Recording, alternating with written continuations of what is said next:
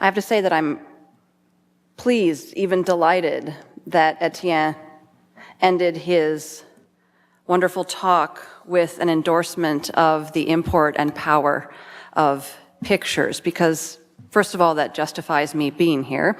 And second of all, it offers a wonderful preamble, not that his talk was a preamble to mine, but it offers a wonderful preamble to the claims that, thank you, the claims that I want to make today about art. And there's a way in which what I will say today speaks to this proposition of Hilbert's zeroth principle in a rather serendipitous way. But what I'll say also speaks to some of the questions that Etienne raised about description in mathematics, but also description in the arts. And what he said also speaks to questions of the languages we use, the systems of meaning that we bring to these descriptions, and what the nature of those systems of meaning, or I should say systems of signification are. Are they textual? Are they visual? Can they be both? Might they be hybrids or aggregates? Can they entail the kinetic? Can there be motion in description of something like mathematics? Or can art, or painting, I should say, which is a static medium, in a sense behave as if motile? Can it have a kind of kinetic energy such that certain things can be described that other static forms of representation might not? And I think that one of the points I want to make by way of talking about mainly Arthur Dove, the subject of my forthcoming book, is that even if pictures can't do these things, they can, in a very interesting way, push toward the possibility of these things. They can offer propositions in an extra mathematical sense, we might imagine. So, let me begin. And I'm showing you here two paintings by Arthur Dove. And over the course of this talk, I'll be showing you a lot of examples of his art, some of which I won't speak about in detail, but I want you to have a sense of the full range of his body of work. So what you're seeing here on the left is a painting entitled Sun Drawing Water from 1933, and on the right is Naples' Yellow Morning from 1935. So, sometime around 1914, the art critic Arthur Jerome Eddy asked the American painter, Arthur Dove, how he came to paint the way he did. Often described as the first American artist to create a fully abstract painting, not these, but others, Dove was a close associate of the photographer and gallery proprietor Alfred Stieglitz, who, as you may know, was a figure instrumental in bringing to American shores the work of the European avant-garde, and whose support of a select group of American artists, Dove, Georgia O'Keeffe, Charles Demuth, John Marin, Marsden Hartley, helped establish an American avant-garde. And the two works that you see here are typical of Dove's art. Throughout Dove's career, which lasted from the first decade of the 20th century through 1946, which is the year of his death, Dove drew inspiration from the stuff of the observable material world. And then he distorted, even disfigured this stuff, pushing the majority of his pictures to the cusp of non-objectivity without altogether abandoning reference to the real. Dove answered Eddy's question, why do you paint such pictures, by explaining to the critic that his endeavor as an artist had begun with a search for principles, which for him consisted of a search for the essential forms of both nature and art, as well as a search for the fundamental laws and forces that governed both of these realms. Dove told Eddy that after failing to find these principles in all previous art, at least from the Renaissance forward, he set about to identify and analyze them for himself. Chief among those principles he identified was simplicity. Art, he said, must begin with the choice of a simple motif. This is his phrase, simple motif. In nature, the same principle applied. A few forms and a few colors, Dove noted, sufficed for the creation of an object. So the latter, nature, thus dictated the former, art. Because the forms of nature were simple in origin and essence, art by definition followed suit. Good art, that is to say, for Dove's principle of simplicity was, of course, also an aesthetic criterion, a standard and measure of the success or failure of any given work, as well as a gauge of its proximity or distance from truth. But what was simplicity for Dove? What exactly did he mean when he argued for the primacy and privileging of a simple motif? Was his sense of simplicity the same as or akin to that of other artists then and now? And if such simplicity was to serve as a criterion for artistic practice, should sameness across the board be requisite? The work of the Scotland-based sculptor and land artist Andy Goldsworthy, whose Pebbles Around a Hole, Kingashima-cho, Japan, created on December 7th, 1987, which you see documented in the photograph on the left. This work strikes one as kindred in spirit to the work of Dove. Simple, spare, yet beautiful shapes that come into being through a collaboration between the artist's hand and the fundamental forces and phenomena of nature, including weather, light, motion, growth, and gravity. One might easily liken the visual simplicity of the Goldsworthy sculpture to that of Dove's painting.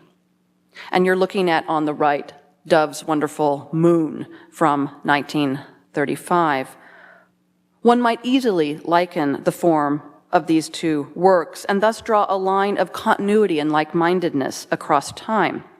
And this would be a perfectly reasonable thing to do. But can one make a case that Goldsworthy's creations, and here are two more examples of those. On the left is a work entitled Continuous Grass Stalk Line Held to Mud-Covered Rocks with Thorns, Swindale Beck Wood, Cumbria, which was created on December 10th, 1984. And on the right is a shot of one part of a work that he made at the entrance to Hook Park Wood in Dorset in September of 1986. Can one make the case that these do, in fact, adhere to or reiterate Dove's criterion? Here's Malevich again. More specifically, does simplicity in art operate and unfold on a purely visual or technical register, such that Dove and Goldsworthy, along with much of the history of modern art, from suprematist painting and Piet Mondrian, represented in the works on the upper right and left. Mondrian's composition number 2 with red and blue is on the upper right, and Malevich's black square, blue triangle is on the upper left. From suprematist painting and Piet Mondrian to minimalism and color field, Donald Judd on the lower left represents minimalism. This is his wonderfully titled Untitled from 1977, and on the right is Helen Frankenthaler's painting entitled Draft from 1969.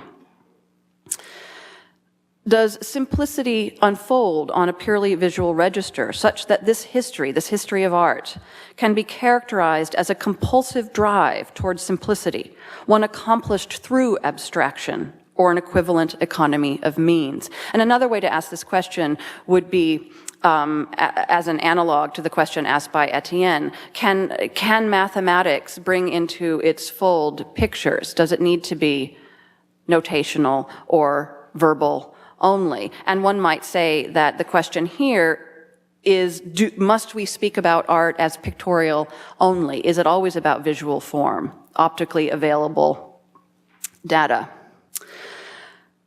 Put another way, is simplicity always the same thing? Does it have a specific definition such that it is identifiable and locatable, one might even say provable, across divergent disciplines and fields of inquiry? And perhaps more to the point, does simple elemental form necessarily constitute or guarantee simplicity, with legibility and truth close on its heels? Here are two more works by Dove. On the left is Partly Cloudy from 1942, and on the right is Penetration from 1924. I ask these questions because simplicity as a concept is, of course, not simple at all in the realm of art, and as I have come to learn, in the domain of mathematics. The word itself is a pretty straightforward one, and I'm sorry, I'm going to treat you to more Oxford English Dictionary definitions, but I think it's pretty important to reiterate this. Latin in origin, and I'm speaking of the word in the English language in this case. Latin in origin, it emerged in the English language in the second half of the 14th century. The OED credits the poet Chaucer as an early adapter. And its meaning then pretty much lines up with its meaning now, a state or quality of being simple in form, by which is meant an absence of complexity, compositeness, intricacy, embellishment, and adornment. In other words, plainness, artlessness, naturalness, and directness. From the get-go, simplicity, save for when it designated absence of sophistication or smarts, constituted a desideratum. From descriptions of Christian theology and theories of the Earth's origins, to engineering, linguistics, logic, the scientific method, and, of course, mathematics, the simpler something was, be it a state of being, an explanation, a procedure, or a rule, the better. Variously associated with clarity, purity, beauty, elegance, and truth, simplicity, whether ontological, as in a condition or a state, or contingent, as in a quality, simplicity manifests in multiple arenas of human activity and thought as a privileged entity. It must be said, then, and this is something to which I will return, simplicity manifests as an object of desire. And this begs the question, what is it about simplicity exactly that makes it an ideal quality or state, a condition into which is put so much store and trust? This is not to imply that simplicity is a false god, an idol to be shunned or smashed rather than worshipped, not in the least. Rather, it is to suggest that paying attention to someone like Dove, who posited simplicity as potentially truth-conducive and took it as a chief aesthetic criterion, and that paying attention to the manner in which simplicity functioned in his practice, that these things might aid one in sorting out the stakes of simplicity, its nature, its limits, its claims as well as its charms, within art and beyond. I return, then, to the question I posed a few moments ago. What was simplicity for Dove?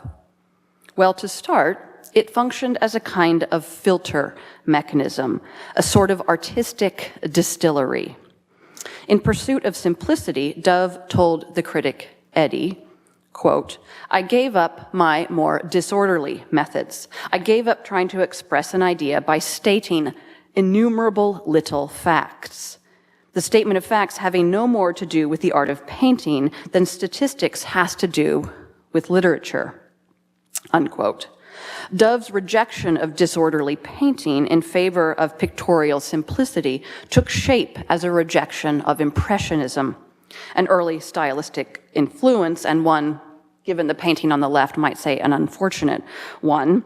And that painting on the left is Still Life Against Flowered Wallpaper, and this is one of his earliest works. So this rejection of disorderly painting took shape as a rejection of Impressionism and an embrace of a formal vocabulary that reduced the real to simple, quasi-geometric shapes and patterns, as with his pastel sails, and that's the work I'm showing you here, which he created in between 1911 and 1912. In general, the paintings I'm showing you are oil and wax emulsion on canvas. This is a work on paper in pastel.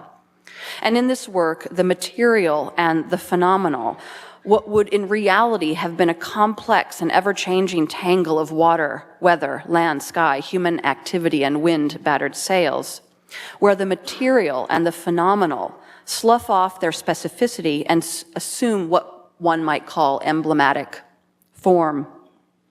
Dove does not here vanquish complexity or reference to the real, not at all.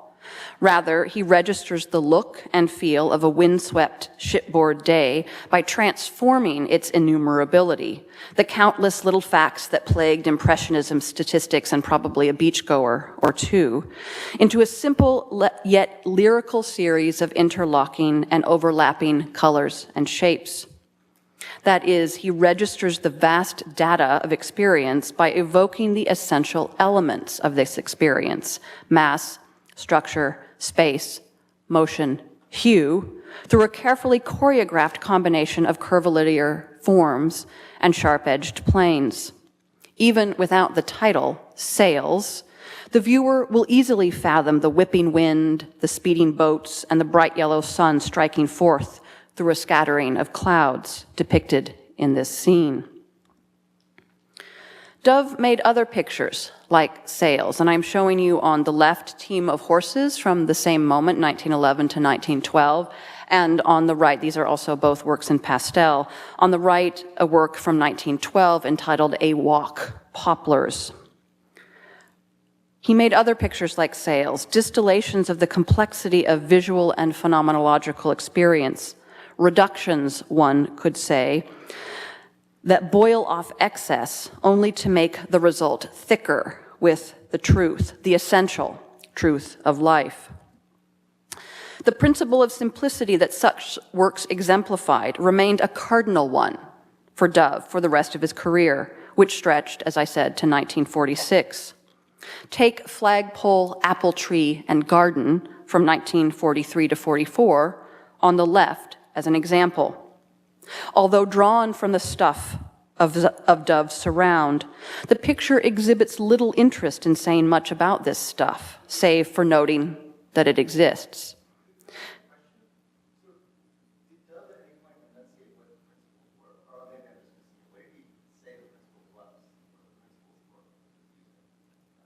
Well, that is perhaps the million-dollar question, and I'll get to that. Okay, thanks. Although drawn from the stuff of Dove's surround, the picture exhibits little interest in saying much about this stuff, save for noting that it exists. This is not a painting invested in cataloging the facts of the observable world. Rather, it explores the interrelationships of color, shape, and line on its way to the creation of a pictorial language with no obvious tie to objective existence, save for evoking the essential character or form of the objects in question. Apple tree as circle, flagpole as line, garden as plane. Likewise, the simple geometric forms of Formation 1 on the right from 1943 also seek to speak in a language apart from the world, and even more radically so. In this painting, Dove adamantly emphasizes the picture plane and offers nothing but spare, discrete, and bluntly distilled shapes, meticulously maintaining the boundaries between forms as if to suggest a variegated world reduced to its most elemental, indivisible parts. Braced against the central yellow form, the V-shaped section of green on the right, and I'm talking about this section here, endeavors to hold all parts of the canvas tautly in place, even as the whole shifts in space and transforms, as if Dove wished to depict matter in the very process of reverting to its most elemental state. The very title of Formation 1 calls to mind a fundamental structure, rather than ceaselessly enumerated facts. But, contrary to appearances, Dove was not interested in reducing the world to arrangements of color, line, and form.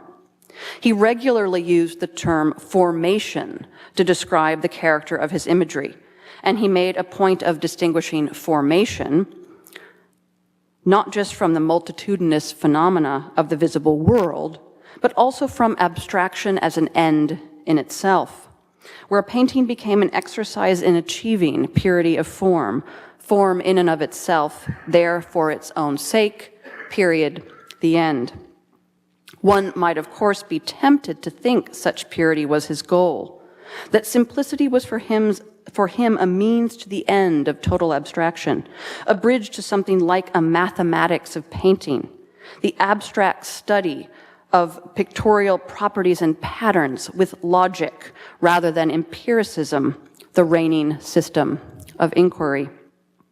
His paintings can suggest so, and you're seeing Formation on the left again, and a work entitled Parabola on the right from 1942. His paintings can suggest this, and so can his words. Dove said in a letter to a friend that his study of the conic sections, curves produced by intersecting a cone with a plane, as in the circle or ellipse, parabola, and hyperbola, he said that the conic sections had provided for him a means by which to render the unique essence of all objects in nature, and thus to move away from, quote, representation in the ordinary sense. So this is the beginning of an answer to your question. If the question is what was simplicity for him, here is one gesture on his part towards answering that. It would be the employment of something like a conic section as a starting point or jumping off point for art. But for Dove, this did not entail mimicry of mathematics with the artist as geometer. I seek, he declared, not static planes in space, not form, but formation. And here is Parabola again. Dove's painting Parabola gives some sense of what he meant by this. A paraboloid shape at the center serves, and I know this is an exact parabola. This is Dove, an artist, so don't worry that he's not getting everything properly mathematically correct. Dove's painting Parabola on the screen, gives some sense of what he meant by this. A paraboloid shape at the center serves as the canvas's keynote, while seeming to unleash a series of other forms as if the result of a mathematical calculation or operation, but not quite. These forms seem too messy, too free, too unhinged, too full of their own radiancy and buoyancy to be the product of Dove wanting, with his painting, simply to do math. Parabola's intersecting planes and bands of color call the conic sections to mind, but only enough to make clear that for Dove they were not ends in themselves. Reduction, yes, but not stasis. Simple motifs, but never said and done. There is a quality of the axiomatic, one might say a very weird quality of the axiomatic to pictures like this one, more starting point than conclusion, as if Dove went back to basics in order to start moving forward again, even as this forward motion proceeded without evident system or rule. Here are two more works by Dove, R25A on the left from 1942, and that title refers to the road that ran by his house in Centerport on Long Island, Centerport, New York, on Long Island. And on the right is Sand and Sea from 1943. Put another way, the simple for Dove was not so simple in the end. Or one could say it was simple in a matter different than mathematics has at times aspired or purported to be. This desire codified by the German mathematician/meta-mathematician David Hilbert's canceled 24th problem, which called for a criteria of simplicity, by which he meant a method free from subjectivity and interpretation for use in determining the greatest simplicity of certain proofs. Dove, though, understood maximal simplicity in terms opposed to the mathematical. This despite his reductive pictorial vocabulary and his recourse to the conic sections. In privileging formation over form in his pictures, Dove wrote, he aimed to set planes in motion. He elaborated on this point by following up with two explanatory notes. The first note referred to a person closely associated with mathematics and often with simplicity, Einstein. The second was a quote, "Most degenerate form of imagination, pathological individualism." Now, in name-checking Einstein, Dove was not alone among artists in the first half of the 20th century in the United States. Four numerous modern artists, Pablo Picasso and Marcel Duchamp among them, Einstein's upsetting of the apple cart served as an analog for the revolution they wished to bring about in the realm of art. Dove may have been on his own, however, in quoting a detective novel in order to explain his artistic project. He cribbed that second phrase, most degenerate form of imagination, pathological individualism, from the Bishop murder case, a 1928 novel by S.S. Van Dyne, the pen name, as it happens, of a well-known art critic. A novel that featured the detective Philo Vance. Vance cites the phrase, attributing it to Einstein, in a chapter entitled, and the mathematicians will love this one, Mathematics and Murder, in which he details the pathology of the novel's villain, including the novel's villain is, you should know, a mathematician, in which he details the pathology of the novel's villain, including his asocial nature and his complete withdrawal from society, as caused by the fictions of thought of modern mathematics. This is the author of the novel, not me.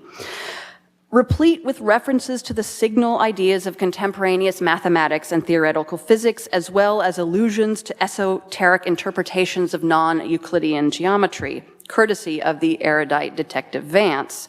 The novel urged its readers to choose sociability over pathological individualism, and to avoid the abyss of abstraction, as well as any obsession with abstruse theories at the expense of normal participation in society.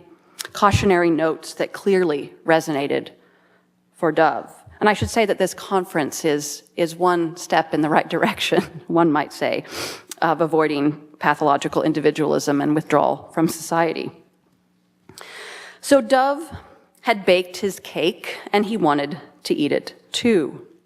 His pictorial drive towards the simple and fundamental, a casting off of innumerable facts in the interest of visualizing the essential and the elemental, accompanied a near opposite impulse, a desire to move, to transform, to keep things fluid and variable, forming rather than settling, becoming rather than being.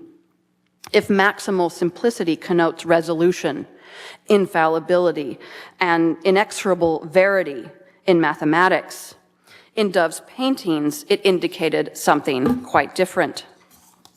How else to explain a deceptively simple painting like Me and the Moon, here on the screen from 1937? In this picture, an off-center and radiant white-yellow orb extends its circumference by way of concentric bands of alternating black, gray, and gray-green. These bands around the moon echo the striations of the shape that dominates the upper half of the canvas. And I'm talking about this shape here. This shape appears to be a rectangular plane twisted at its center, such that it resembles a sheet buffeted by the wind or even the wings of a butterfly. An ooze of yellow appears along the top of this twisted shape, as if pressing upward from behind and dropping over the rectangle's frontmost edge. And I'm talking about this ooze here. All of this unfolds against a backdrop of black sky and deep brown ground. Each part, moon, sky, ground, and clouds or stars, intersects with a delicate ribbon-like line that meanders across the canvas surface, taking root at the lower right and left edges, here and here, and ascending with delicate sways and loops towards the top where it disappears behind the yellow ooze. This line, which bisects the moon on its way up, stitches together earth and sky. Its color shifts, as well as its physical transmutations from continuous line to a series of dots to a spiraling loop. These shifts and transformations evoking the idea of a connective tissue among entities that responds to the qualities of each as it encounters them in turn, thus taking on the characteristics of all things and consequently establishing a kind of collectivity or unity among them, albeit a writhing and wriggling, essentially unstable one. Now, by the time one finishes looking at and describing the basic elements of this painting, a question looms. What exactly is it that we're looking at? What can all of this spreading and squirming color and line be? And who is the me of Me and the Moon, the person coupled with such a fantastically out-of-this-world scene? To answer these questions, here is what one needs to know. Dove painted this picture using the technique of wax emulsion, in which pigment is suspended in a binder of wax. He did so after hearing a popular song on the radio called Me and the Moon. Dove was an avid radio listener, excited about call letters and frequencies, and a regular DX fisher, which was period slang for a radio buff who tried to catch radio transmissions out of the sky at a time when signals were often weak or irregular.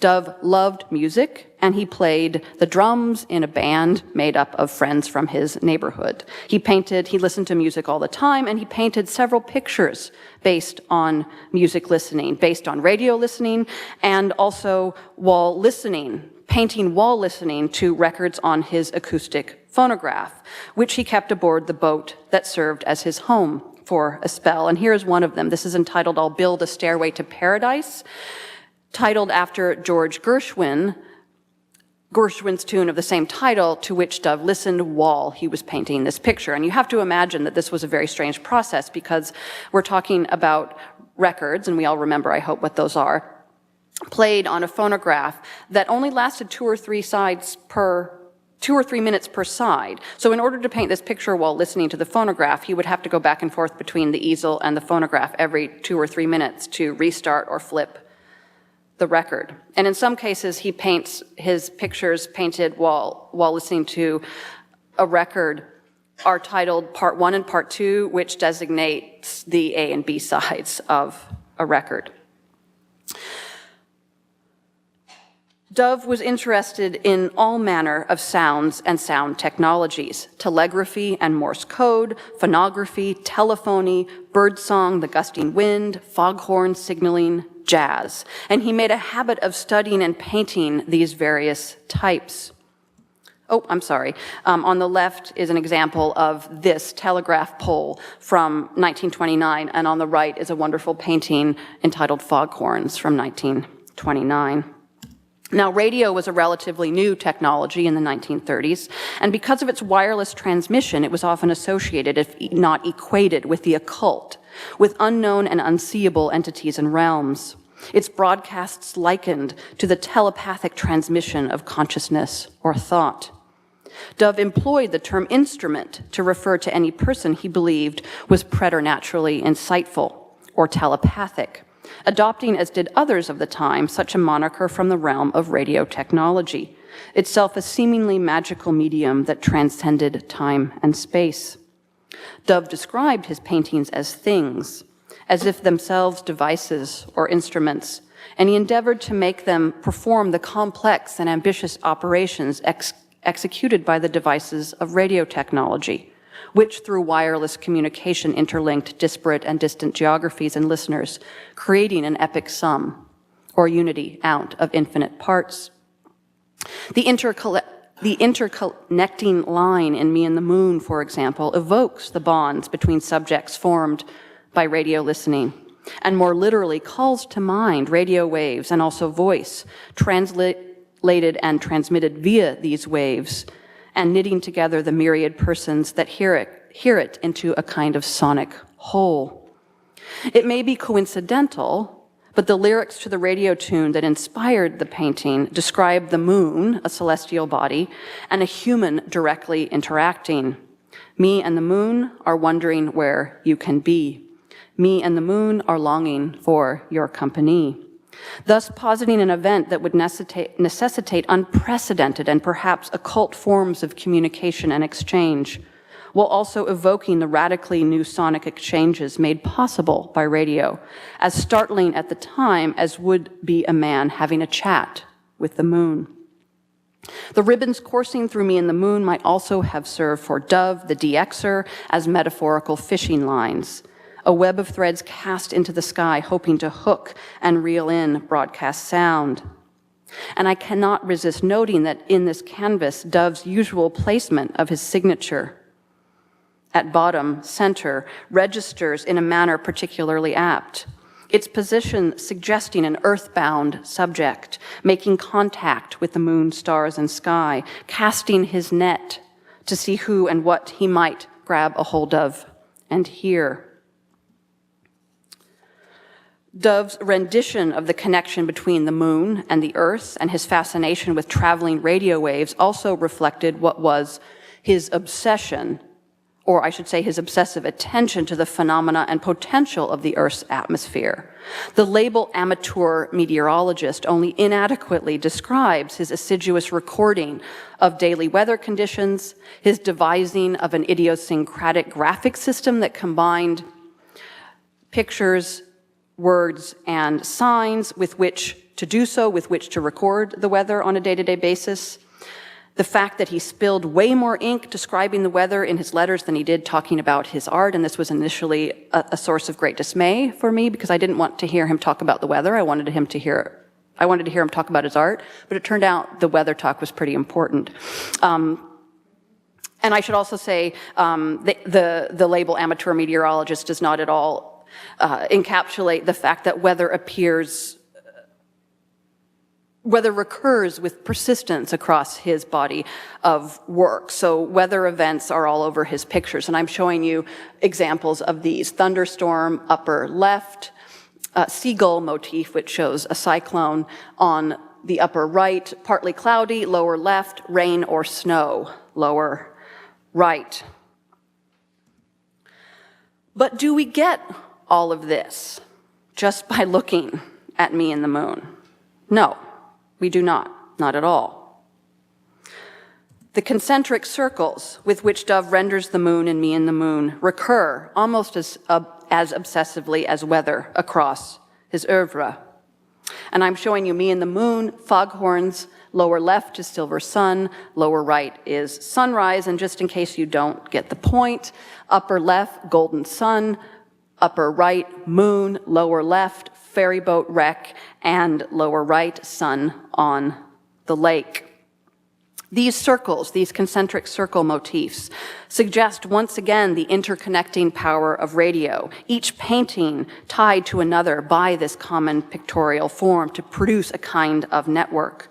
But they also, through the device of serial repetition, or more accurately, variations on a theme, indicate a conviction on Dove's part that resolution, getting to the bottom of something and declaring the job done, the essence or truth identified and described, that such a thing was neither possible nor desired.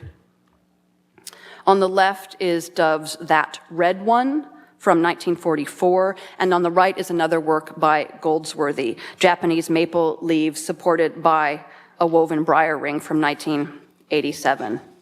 I'm almost done. I see Philip in the wings. Not to worry. I'm on the final stretch. Dove's return to the same motif over and over again may call to mind the mathematician who proves and reproves the same theorem for the sake of attaining a more beautiful, more simple result. Just as Goldsworthy's elemental and recurring forms, circles, spheres, serpentine lines, cracks, and cairns, may suggest repetition rather than working through. But for both cases, this is not the case. For the apparent simplicity of Dove's paintings, and perhaps Goldsworthy's sculptures too, also constitutes, and this is a key point, a condition of illegibility. For in strictly visual terms, they reveal nothing on their face about where they came from and what Dove meant by them. It is no wonder that Eddie asked him to explain what his art was all about. These are pictures that obfuscate rather than reveal, blind rather than enlighten. Here are two more. Summer 1935 on the right, and Pieces of Red, Green, and Blue 1944 on the left. The viewer may even feel that his or her understanding diminishes in front of such paintings. The more one looks at a dove, I would argue, the less one knows. Rather than the fulsome presence or depth of elegantly crafted and elementally expressed meaning, Dove offers absence, not literal absence, but a metaphorical dearth, one paradoxically underpinned by complexity and excess. Circles, weather watching, radio listening, jazz, mental telepathy, telephones, phonographs. Let's call it a network without a theorem. DX fishing, the celestial sphere, Morse code. And I'm showing you here a picture from a contemporaneous scientific textbook about the Bohr theory of the atom, and this is the structure of the radio atom on the right, and on the left is a diagram that Dove made of the face of his aneroid barometer, which attempts to describe what the numbers and the numerical sequences, or the sequences between numbers on the barometer face and the letters that he annotates that face with, might mean. And you can see that it's a very far from simple and legible exercise. Again, and to be sure, this is having one's cake and eating it too, but it is also a canny gambit, a simultaneously fulfilled and failed mission, and purposefully so. Dove created simple but illegible pictures, endless formations rather than essential form. In so doing, he lauded simplicity as a source of pleasure and knowledge, even as he cautioned against all that a blind and zealous embrace of simplicity might mask or obscure. He also, following Detective Philo Vance, decried the emptiness of an abstraction too divorced from the material and world, and he lamented the limits imposed by its potentially sheer opticality on what one can know. The crackle of the radio, the scrape of the phonograph needle in a record's groove, the thick drip and spread of pigment embedded in wax, the sway and lurch of record listening and painting while on a boat, the multitude of machines and tools that gave rise to pictures made from radio or record listening, the bodies of listeners and viewers connected by radio and by pictures of it. All of these things live in Dove's paintings, making these paintings multisensory, corporeal, material pictures, ones that in the end declare their origin in and allegiance to the innumerable and excessive, the thick facts of the complex, elaborate, over-embellished, impure, disorderly, and fleshy world. One might call it, in Etienne's terms, the global picture. They seek simplicity. These are my final sentences. They seek simplicity in order to fail at finding it. For only in that failure are the stakes and pitfalls and underlying desires, the arrows even, of calculating and codifying the path to truth and beauty, with simplicity as a signpost and guide. Only in failure is the rub of simplicity laid bare. Dove's was a project, experimental in nature and wildly ambitious in aim, and he knew full well that it could not, must not succeed, that it ought never to get to the bottom of things. What is it that an artist undertakes to do? He was asked in 1938 by an author preparing a book on contemporary painting and sculpture. Not Eddie, this time it was another mystified critic. Dove's reply, exuberantly expressed in sweeping pencil strokes, scrawled beneath the neatly typed question: the impossible. Thank you.